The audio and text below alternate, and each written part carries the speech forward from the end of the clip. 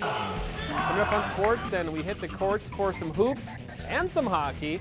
We also hit the ice for some hockey as well. 5AA girls hockey playoffs featuring our Panthers, Cougars, and Bengals. Ho, ho, ho, my!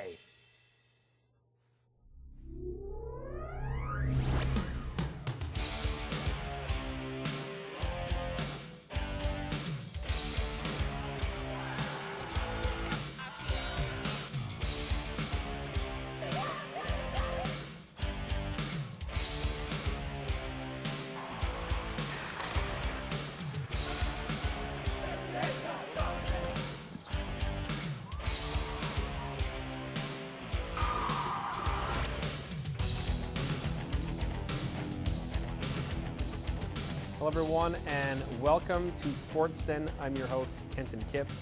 Unfortunately, no co-host with me. It's just me. I'm flying solo. Alicia down in Arizona. We feel real bad for her. She'll be back in a couple weeks actually, but it is playoff time.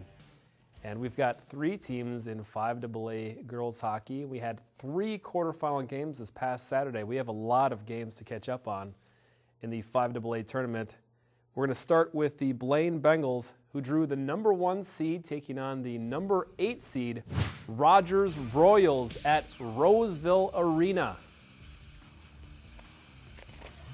In the first period, 3 minutes in, Bengals on the power play.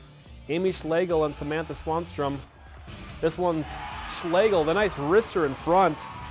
Assist to Swanstrom, 1-0 Bengals. Less than a minute later, the Bengals strike again. The power play no more, but when you have Kirsten Falk, it's like you always have a power play. Gets the turnover, brings it in, unassisted goal, 5-hole, 2-0 Bengals. Later on in the first period, it's Samantha Swanstrom and Falk both taking their shots. And on a rebound, it is Samantha Swanstrom putting it in, assist to Kirsten Falk, 3-0 Bengals. Still in the first period. Less than 2 minutes later, nice pass from Amy Schlegel to Kirsten Falk. She gets her second goal of the period. Second assist to Paige Beebe, 4-0 Bengals. Move on to the second period. Bengals again on the power play. Amy Schlegel scoring nice passing play from Falk and Emily Brown. Play of the Week nominee for that passing. Their third power play goal of the day. Third period. Amy Schlegel, the hat trick, assist to Paige Beebe and Abby Vogel. 6-0 Bengals. They weren't done. Amy Schlegel adds another one to make it her 4th goal of the day. Assist to Samantha Swanstrom, Kirsten Falk. Michaela Tilton, 18 saves shutout as the Bengals roll in this one. 7-0 the final score. We caught up with a few of those winning Bengals. It feels pretty good. You know, we played really well as a team, but this is just one step to our goal, so we're just going to enjoy it for today and then move on. Well, Coach tells us to play it just like any other team that we would be fired up for, and we tell ourselves too, it's like you just kind of imagine like you're playing something like Minnetonka or Centennial, a huge rival, and you know, it's all about seeing yourself as better and confident. So Blaine, 52 shots on goal, 7 of them go in. That's pretty good. Schlegel, 4 goals and assists. Falk, 2 goals and 3 assists. Samantha Swanstrom with a goal and 2 assists, and Michaela Tilton, 18 saves shutout. And then Centennial, right after Blaine gets done, they hit the ice to take on their conference foe, the Champlin Park Rebels, who the 5 seed Centennial the 4. In the first period, it is the Rebels the Cougars get on the board first. Gabby Hughes, the pass to Jamie Fairbanks. Streaking in, crashing the net. Fairbanks scores it glove side, 1-0 Cougars with the lead. We go to the second period, and that's when the Rebels get on the board. Picking it up from her own blue line, Maggie Craig takes it the other way. She fights off the defender and she scores it. Nice goal going to the far post. We are tied up at 1. Cougars respond less than a minute later. Jamie Fairbanks ends up finding Annika Linzer, who scores the goal, and the Cougars take a 2-1 lead. And then later on in that period, it would be Shelby Axe finding Madison Schreifels and the Cougars make it a 3-1 game with Schreifel's goal right here. They take that lead into the third period, and Jamie Fairbanks gets her second goal of the day, assist to Gabby Hughes and Jessica Baseflug.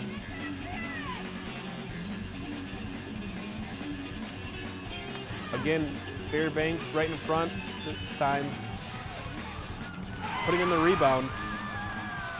4-1 Cougars late in the game. Kayla Ossendorf adds an empty net goal. 5-1 Cougars win. That's our final score. We caught up with Fairbanks and Lindsay. We need to work hard as we did tonight, and we need to shoot the puck, score some goals, just do what we've been doing, and we need to work as a team.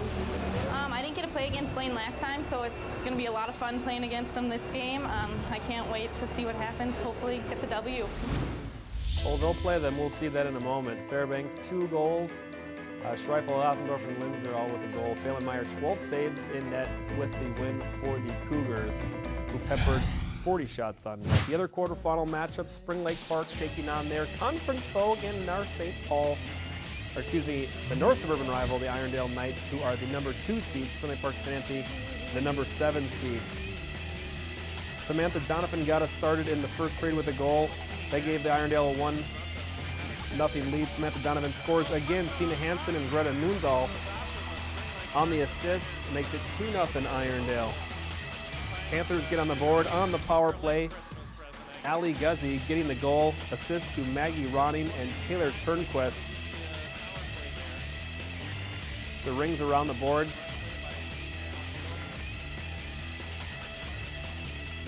And eventually Ali Guzzi will score a goal, I promise you. Ali Guzzi puts it on the board, cuts the lead in half, 2-1. Irondale would respond later in the second period. Alex Topol picks up the goal, assist to Samantha Donovan. That makes it 3-1. Irondale with the lead. In the third period, Spring Lake Park would get one back. It was Irondale on the power play, but it is Spring Lake Park getting the goal, shorthanded. The Panthers take it the other way. And Maggie Ronning with the goal. Alex Topol, however, adds one more for Irondale. The final score in this one was 4-2. Irondale with the win. They advance to the semifinal round. They would play their conference, their section foe, Moundsview, in the next round. So Ronning and Guzzi scoring the goals for Spring Lake Park St. Anthony. Mackenzie Kelly, 24 saves in net. Samantha Donovan continues her phenomenal year. 2 goals, 2 assists. Alex Topol with 2 goals as well. Rupp with 17 saves in the win. Semi-final round, Centennial Cougars, the 4 seed, taking on the Blaine Bengals, the number 1 seed. For the 3rd time this year, 3rd time is the charm. Bengals have won the first 2 meetings between these 2 teams. And in this one, Katie Swanstrom scores it in front. That made it 1-0 Bengals early in the second period. And then later on in the second period, Bengals getting the goal from number 9 in front. Nice deflection goal as it just hits off the stick of Phelan-Meyer and ends up in the goal. 2-0 Bengals with the lead. More scoring for the Bengals. Still in second period, turnover. Amy Schlegel picks up the puck. No one comes out to challenge her, and she makes them pay. Schlegel nets the goal. 3-0 Bengals with the lead. Then in the third period, turnover behind the net, Swanstrom in front, and her sister scores the goal. Katie and Sam connecting to make a 4-0 Bengal lead. Cougars get one back. Rebound in front. And the Cougars get one 4-1. The Bengals end up taking this one. They move to the section final to take on Moundsview.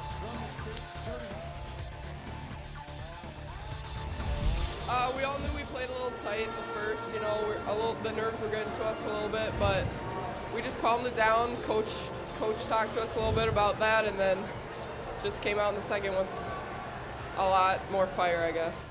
We're happy we won. You know, we fought through it. A lot of people are feeling sick on our team right now, so we're kind of fighting through that. But I guess we just enjoy it for today and then get ready for the next game Friday. Yeah, they're sick, all right. Michaela Tilton, 19 saves in net for the Bengals. Katie Swanstrom 2 goals, Sam Swanstrom 2 assists, and Schlegel the other goal for the Bengals as they move on to the section finals. They will take on the Mounds View Mustangs, who defeated Irondale last night by a score of 2-1. So the championship match is set Friday night at Roseville. We'll be there live on North Metro TV, 7:30 p.m. game. Be there or watch it on North Metro TV or northmetrotv.com. Those are your options. 3 options, choose one. All right, that's girls hockey. So that section final happening on Friday night. And then boys hockey, they still have another week left of their season before section play starts. And the Bengals lost early in the year to Elk River. And Elk River ended up taking the lead in conference. And Bengals held a very slight half-game lead over Elk River. Looking for revenge up in Elk River. That's where they needed the victory. That's where they went for it. Would they find it? In the first period of play, Riley Tufte scores a power play goal for the Bengals, assisted by Ethan Brzezinski and Brennan Noterman. Then the Elks tie it up. Reggie Lutz getting the goal. Nice wrister there by Lutz, Dylan Boughton, and Chase Springman on the assists. Tanner Tufte then scoring a goal, assisted by Dallas Gerads and Joey Lau. Bengals 2-1 lead, but then Ben Johnson ties it up, assist to Alex Schwab and Colton Boudreau. We're tied up at 2. We're going into the second period. We will show Bengal goals, I promise. We have a few of them. Jordan Turnquist retakes the lead for the Bengals. Assist to Tyler Klein and Nick Simpson. Nice goal, that made it 3-2 Bengals going into the third period.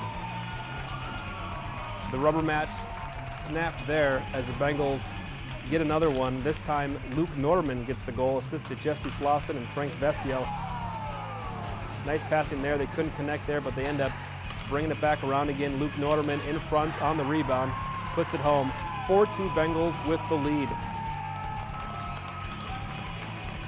Then Elks on the power play.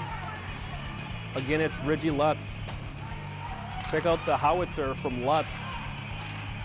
He unleashes it. That's a goal assisted by Matt Kierstead and Chase Springman. 4-3 Elks within 1. But the Bengals defense holds, and then check out this long range empty net goal for Ian Scheid from a long ways away. It's still good. Dallas Gerads, Joey Lau the assist. 5-3 Bengals win. How about that revenge? It's always great to get revenge on a team, and yeah, you always want to come back harder from a loss. It's great. It's always nice beating these guys after a loss. We just came back, we battled hard, and it was a good win for us. So Noterman, Tanner Tufte, Jordan Turnquist getting goals. And then for Elk River, of course, Reggie Lutz with 2 goals for him. Andrew Hewell, 22 saves in net for the Bengals, and the win. Mac Burgle, 33 saves for the Elks as the Bengals. They take the Northwest Suburban Conference, 15-1 in conference, 19-4-1 overall. Elk River falls to 12-3 in conference, 6-6 overall. And Centennial, 8-7-1 in conference, 12-10-1. Overall, on Tuesday night, Bengals held their conference lead. They defeated Andover 4-0. Noterman, Tufte, Brzezinski, and Cope all getting goals for the Bengals. They'll be hosting the Maple Grove Crimson, another one of their conference rivals, on February 15th. That's Saturday at the Coliseum. We'll be there. We've got a doubleheader that night, so we're looking forward to some good games there. Centennial, they defeated Osseo 7-3 on Tuesday night. They're at Armstrong on the 13th, and then they're also going to the Coliseum on Saturday the 15th, taking on Mounds View. So that's a 6 p.m. game, Mounds View Centennial. 8 p.m. is Blaine and Maple Grove. We'll have both of those games televised. We'll have highlights for you next week on Sports Den. North Suburban standings. Last year of the North Suburban Conference as the Panthers close out the conference season before section play begins, as they find themselves trailing in conference 6-0. Totino Grace ahead of them, 5-2. Spring Lake Park, they're 16-7. overall. So it's Tina Grace more than likely will end up winning that conference, as there's not a lot of conference games to make up in that one. Spring Lake Park taking on Legacy Christian on Thursday, and then hosting the other SLP, St. Louis Park, on Saturday the 15th. We had hockey on the ice, and we went inside into the gymnasium for some floor hockey this past Tuesday night, as our undefeated North Suburban Cougars, made up of the Centennial and Spring Lake Park High Schools, taking on the Wayzata Minnetonka Lakers. In the first period, we get a goal from Cody Jacobson, making it 1-0. It would not stop there. That's only the beginning. Anthony Bankston puts in the rebound. He notches 2 goals in a row, 3-0 Cougars. And then Bankston brings in, and he finds his line mate, Cody Jacobson, on the far side after the centering pass. And Jacobson makes it 4-0. Bankston then adds 2 more goals. Austin Motzko adds a goal. Cody Jacobson another goal. Tanner Titsworth a goal, and an Austin Titsworth the wraparound goal here. 10-0 Cougars. How did it get so far so fast? Jonathan Caliendo adds a goal. Nick Reichenbacher here putting in the goal in front. Nice wrister there. 12-0 Cougars. Nick Powers adds a goal. Austin adds another goal. 14-0. And then Garrett Keene. Check out this long-range pass from Austin, or the long-range goal. And then it's Garrett Keene in the lane. Backhands one in here. First goal of the year. And he adds another one for good measure. That made it 16-0 our final score. Speaking of measure, they used an abacus on this one. 16-0. Really well tonight. We played our starters, our varsity starters, to get the game going. We were able to get everybody in and really get a lot of the JV players. Everybody stepped up. Even kids that haven't played a lot just stepped up and did a really great job. I mean, Garrett Keene had 2 goals right there at the end. It's so much fun to see people who don't score all the time get those goals. Well, I got great friends here. These guys mean a lot to me, like family, and hopefully that we go back to state again. And hopefully they will go back to state. They won their first title last year. Congratulations to Cody and assistant coach Jenny V and the rest of the North Suburban Cougars. They've got 3 more weeks left of their season as they wrap up through February here. We're going to go to break. Before we do that is trivia question time. This week's trivia question: what was the name of this show oh so long ago, before it was Sports 10? Going back into the history of this show, more than 11 years ago. If any of you ever watched that show before then, you don't even need to have watched the show, but if you can figure it out, what the name of the show was before this, give us a call or email us 763-231-2809, or email us at sportsden@northmetrotv.com. There is more Sports Den coming up at the other side of this break. Don't go away. Do not go away. The journey to satisfy your biggest appetite starts here with Chubby's sandwiches, soups, and sweets that will get you hooked. The mouth-watering fresh meats and vegetables are prepared from scratch. On their unique menu, you'll find their all-time favorite recipes with a fresh spin. You can enjoy dine-in, carry-out, and catering. For any meal of the day, don't settle for the ordinary. Treat your taste buds to a Chubby's panini-style sandwich and stay for dessert. Located just west of Highway 65 on Main Street in Blaine, Chubby's, your mom-and-pop sandwich shop. With gold at all-time high, take that rope and say bye-bye. Earrings, bracelets, rings, and chains, we buy gold at your exchange. Don't send your gold to someone strange.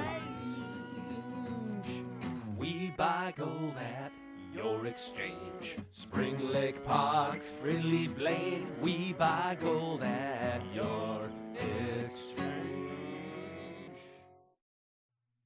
Welcome back to Sports and everyone. It's time for hoops. And we've got some Spring Lake Park taking on Benilde St. Margaret highlights from last night. The Panthers hosting the Red Knights of Benilde St. Margaret's. The Red Knights are ready to go. I don't know what that is.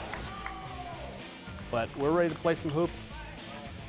For the Red Knights, Jason Edwards from the elbow. Nice shot here. A good matchup between Edwards and the Panthers guard T.C. Robinson. Steps inside the three-point lane and he knocks it down. He's got range. and he's got pretty shoes. The Panthers go to Devontae Scribus.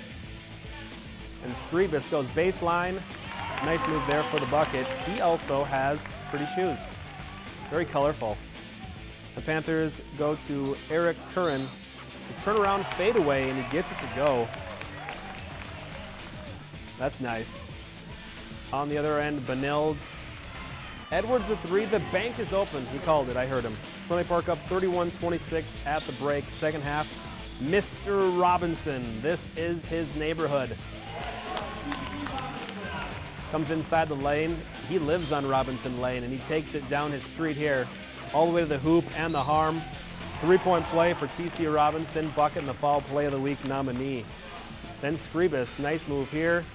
On the fast break, you can't stop him. He led the Panthers with 18 points, 62-45. The final score, the Panthers win. T.C. Robinson also pitching in 17 points for Spring Lake Park as Benilde St. Margaret's led by Sam Baker, scoring 19 points to lead the Red Knights. Benilde, they were the conference leader. Spring Lake Park knocked them down a peg, 8-2, 13-8 overall. Benilde's Totino Grace right behind them at 8-3. They could take the lead there. Spring Lake Park 7-4 in conference, 11-12 overall. So Spring Lake Park, a few more games left, taking on the other SLP on the 14th and then hosting Fridley and Irondale as well. So some conference and some section foes there for Spring Lake Park as nice win over Benilde to get things going here. All right, Northwest Suburban Conference standings.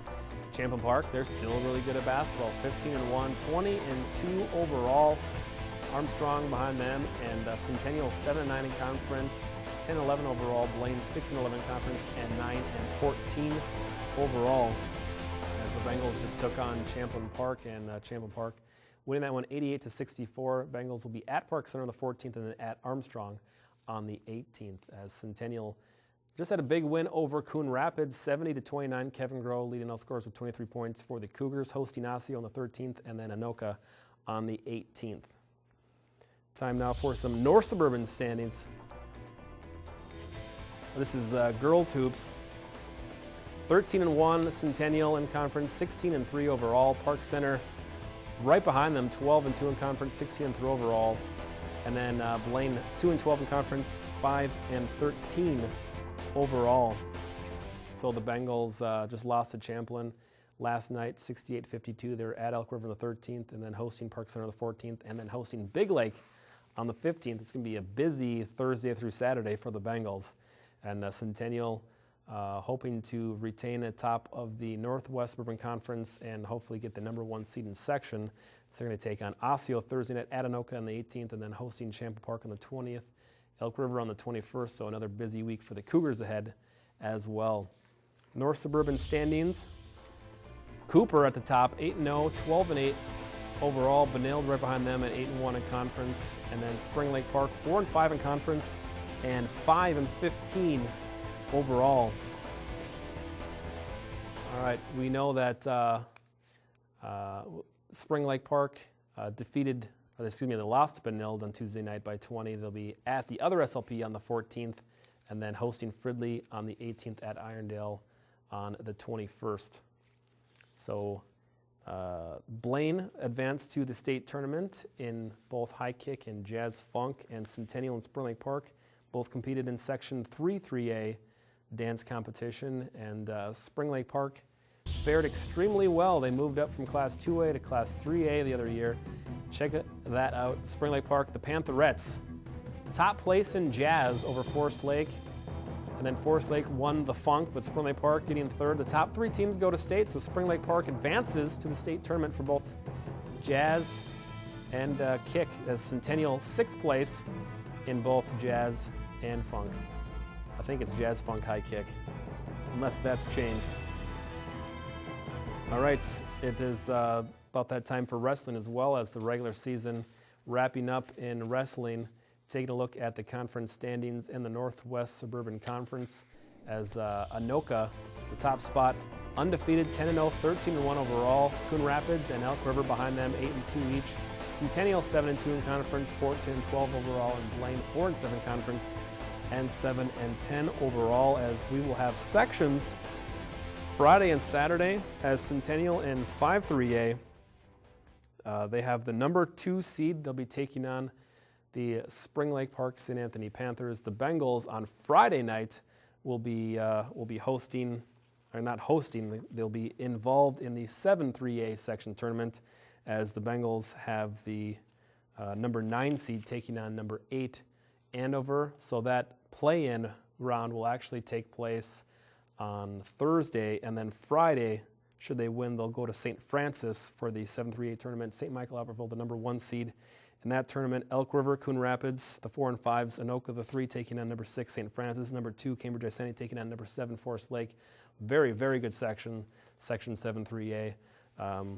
So that is that tournament happening Thursday and Friday. And then section 5-3A, the Cougars, their next opponent is the Spring Lake Park St. Anthony Panthers. As the Centennial Cougars are the number 2 seed, they'll be taking on number 7 Spring Lake Park St. Anthony at Maple Grove, 11:30 a.m. Saturday the 15th. We'll try to get highlights of the section tournament for you. So Centennial knows they'll take on Spring Lake Park St. Anthony, and then the winner will advance to the winner of number 3 Maple Grove taking on number 6 Champlin Park. The top half of the bracket, number 1 seed is Rogers. They'll be taking on the winner of Park Center and Irondale, and then the 4 seed Mounds View taking on number 5 seed Osseo. All the quarterfinals will start at 11:30 on Saturday. Immediately following that, probably around 1 p.m. for the semifinals and around 3 p.m. for the finals at Maple Grove High School on Saturday. We'll try to have highlights of wrestling for you next week, and hopefully we'll have a team going to the state tournament down at the X at the beginning of March. All right, time now to find out who charted. Let's check out the rankings of our teams. Starting with boys hockey, Blaine staying, holding firm at number 6 as they fend off Elk River, who drops down to 10, Maple Grove at 13th, and Andover 15th. Lakeville North, the top spot ahead of Edina. Ladies hockey, Hopkins the number 1, Benilde St. Margaret's right behind them. Blaine moves up to number 8, Irondale at 10, but they just lost to Mounds View, who is 14th. Bengals' next opponent will be the Mounds View Mustangs. Maple Grove 15th in state boys hoops. Hopkins still the number 1, along with Apple Valley right there. Champlin Park, number 3 Osseo, number 7 Armstrong. Northwest Suburban Conference is loaded. And then for girls basketball, Centennial finds themselves at the number 5 spot. Anoka at number 10, who Centennial will face this week. Hopkins the number 1, followed by Eastview, Minnetonka, and White Bear Lake. Centennial will be taking on number 20 Osseo tomorrow night. All right, wrestling. Anoka is number 5, Cambridge Isani right in front of them, and St. Michael Albertville. Those 3 teams all in Section 7, along with Blaine, so 3 of the top 5 teams in Section 7. Apple Valley, of course, number 1, of course. What else would they be? Time now for our Athlete of the Week. Jill Conrad of Centennial basketball had last 2 games of 18 and 19 points. 1,000th career point she scored in the game versus Armstrong. Congratulations to Jill Conrad for scoring 1,000 points. It was approximately 970 or so more than I ever scored. Congratulations to Jill Conrad. You're good at basketball and you're the Athlete of the Week. Time now for our Play of the Week. Boom. Feels so lonely right now. This will help. Play of the Week. Bengals taking on Rogers. They'll start the fast break. And nice pass here. Schlegel to Falk to net. And the Bengals find themselves in the section final. That is our Play of the Week. They're playing well right now. They may be sick, but they are playing sick. All right, that's our Play of the Week. North Metro TV coverage games. The section final in 5AA for Blaine at Roseville Friday. Saturday doubleheader hockey at the Coliseum, and that's going to be fun. So go and support your teams. Go Bengals, go Cougars, and go Panthers.